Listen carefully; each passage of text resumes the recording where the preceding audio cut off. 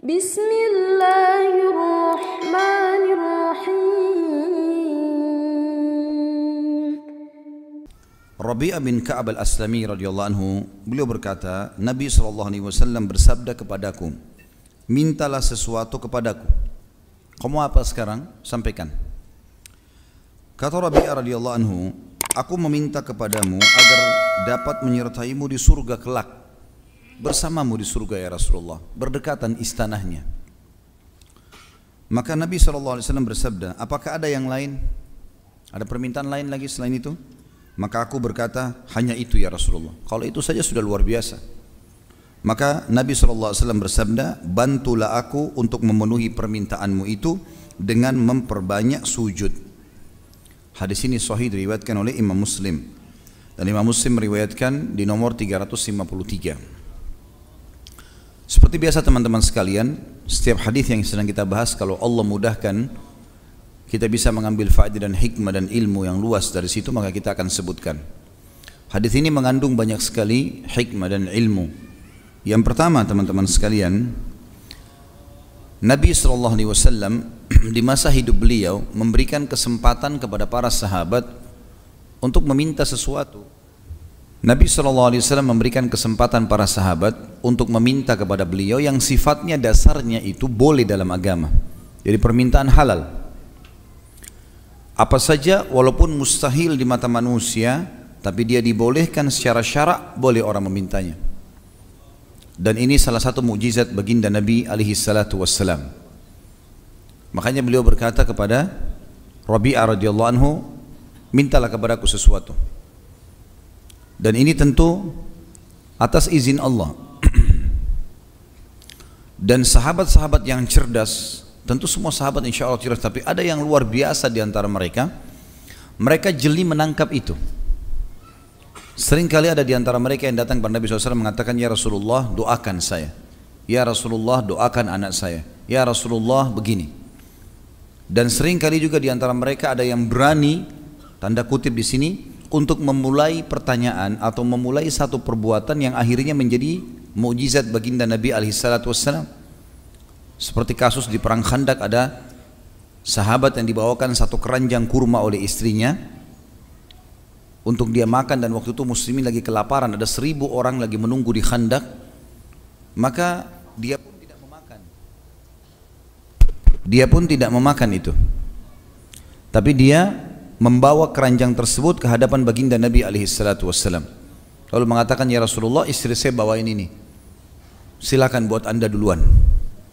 Maka Nabi SAW membuka jubahnya, ya, ada kain yang di atas pundak beliau, kemudian meletakkan di tanah, kemudian berkata kepada sahabat ini, letakkan kurmamu di sini. Ditumpahlah. Begitu ditumpah kurma tersebut, lalu tiba-tiba menjadi banyak dan menjadi seperti gunung yang besar, dan seluruh sahabat akhirnya bisa makan kurma.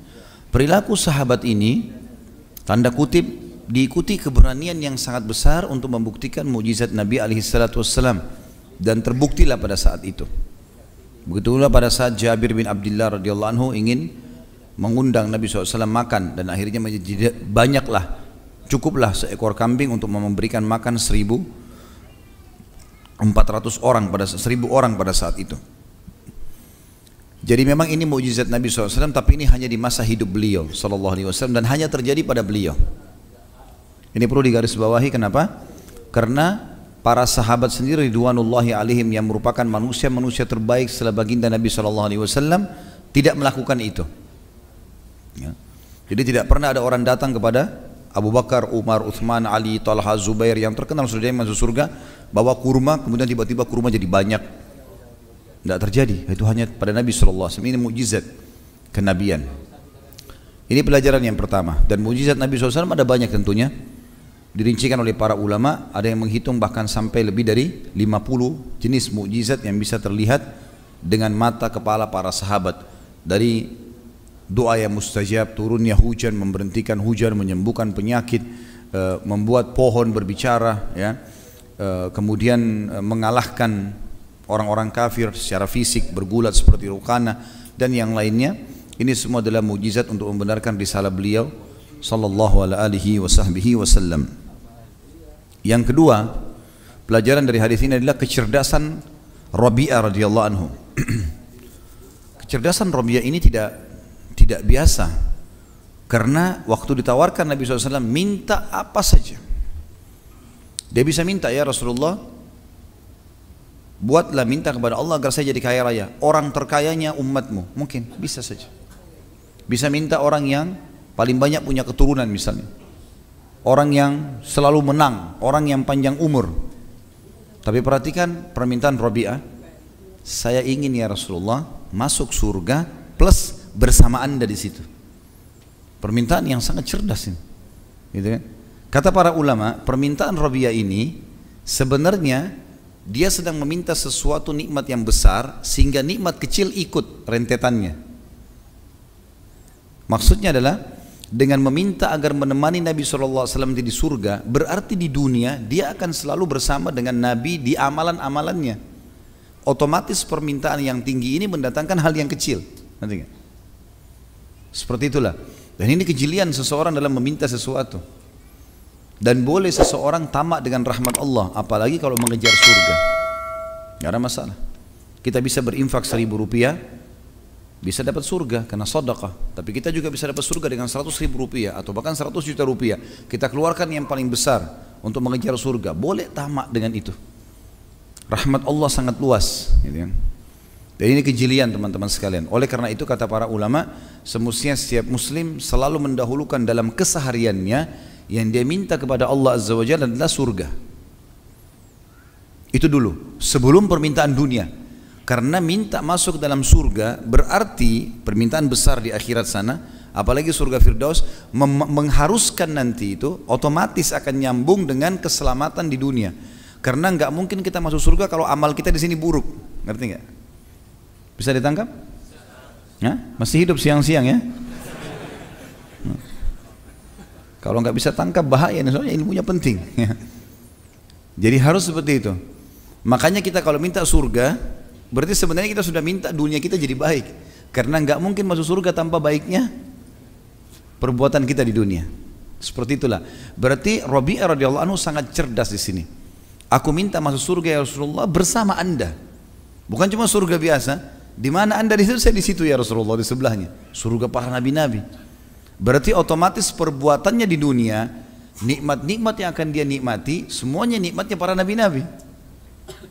Nah, jadi sangat jeli di sini dalam memohon. Makanya Nabi SAW mengatakan, siapa yang memohon dalam kesehariannya surga 7 kali, riwayat lain 3 kali.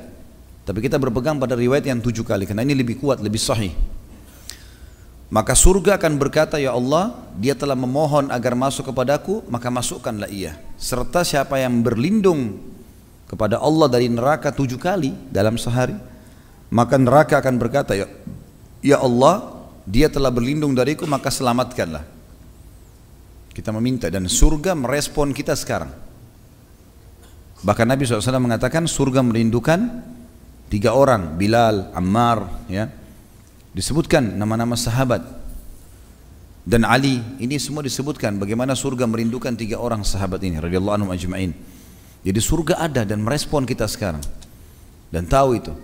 Sebagaimana juga neraka ada. Dalam sebuah riwayat yang sahih juga disebutkan bahwasanya neraka mengeluh kepada Allah yang Maha Tinggi dan Maha Murah, ya, atas panasnya, karena sebagian membakar sebagian yang lain, jadi panasnya ya luar biasa dalam neraka. Maka Allah pun mengizinkan neraka untuk bernafas 2 kali. Nafas itulah yang kalian temukan, panas yang sangat di musim panas dan dingin yang sangat di musim dingin. Itu hembusan nafasnya neraka jahanam. Teman-teman bisa kembali ke YouTube, ada ceramah saya tentang bedah buku Rasulullah SAW bercerita tentang surga dan neraka, dan riwayat itu dihasankan oleh para ulama hadis. Berarti kita ada respon, surga dan neraka sudah ada, dan ada respon interaksi dengan surga neraka. Dan Nabi SAW mengatakan, sungguh demi zat yang jiwaku dalam genggamannya, seseorang di antara kalian lebih dekat dengan surganya daripada tali sendalnya sendiri, dan seseorang di antara kalian lebih dekat dengan nerakanya daripada tali sendalnya sendiri. Tinggal istiqomah teman-teman sekalian, itu saja. Nikmati halal, kerjakan perintah, tinggalkan haram, pertahankan saya sampai mati, masuk surga. Itu kata kuncinya. Antum baik seperti sekarang, jujur, amanah, jauhi semua yang haram, nikmati yang halal, mati masuk surga. Pertahankan saja itu.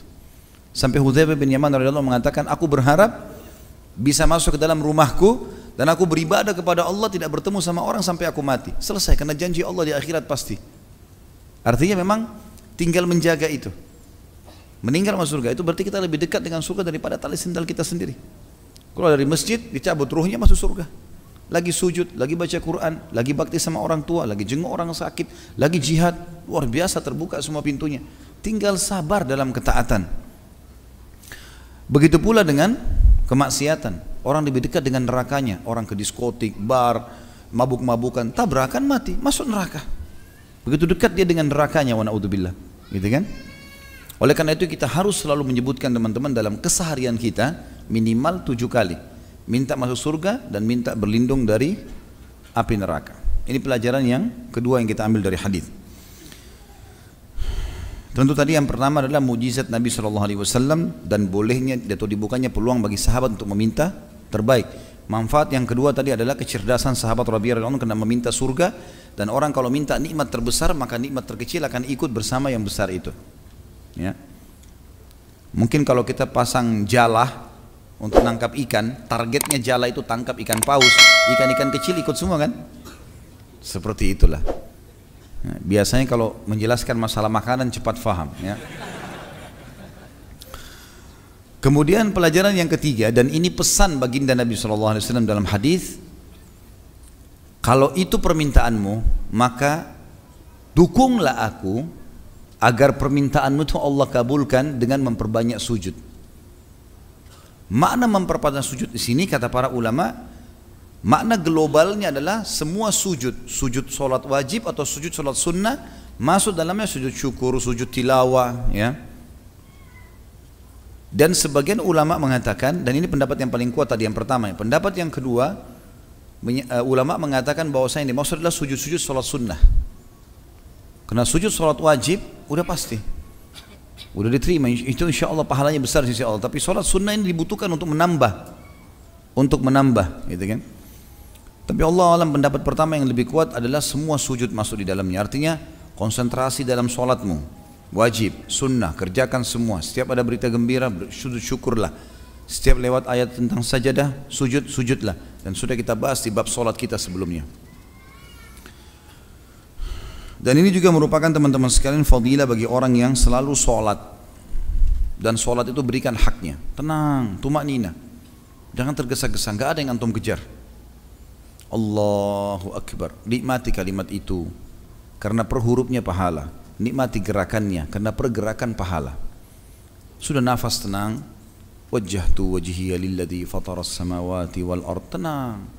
Wajjahtu wajhiya lilladzi fataras samawati wal ard. Atau apa yang dibaca? Buru-buru, mau kejar apa ini? Al-Fatihah baca, Alhamdulillahi Rabbil Alamin. Salah satu cara Nabi SAW baca Al-Quran adalah berhenti di tempatnya. Ar-Rahmanir Rahim, pelan-pelan. Alhamdulillahirrahmanirrahim, Ar-Rahmanir-Rahim, Maliki Yawmiddin, Iyyaka na'budu wa iyyaka nasta'in. Apa yang dikejar ini? Buru-buru. Kalau antum bicara sama atasan berani nggak ngomong gitu? Nggak ada titik, nggak ada komanya.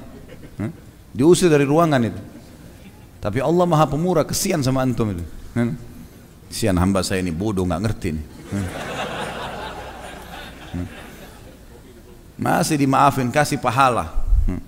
Dikasih pahala. Allah bilang, insan itu, manusia itu zalumun jahul. Bodoh, zalim dan bodoh. Manusia begitu, suka mau dapat pahala besar tapi nggak memberikan yang terbaik. Bagaimana caranya? Mau sehat, mau kuat, mau keturunan, 2.000 rupiah sedekahnya. Cerewetnya luar biasa sama Allah. Tapi 2.000 celengannya. Kalau beli baju 100.000, 200.000, kasih orang miskin, dicari uang yang paling kecil. Jahul itu, bodoh. Jangan antum masuk kategori orang bodoh ini. Orang bodoh-bodoh ini menjauhkan diri dari rahmat Allah Subhanahu Wa Taala.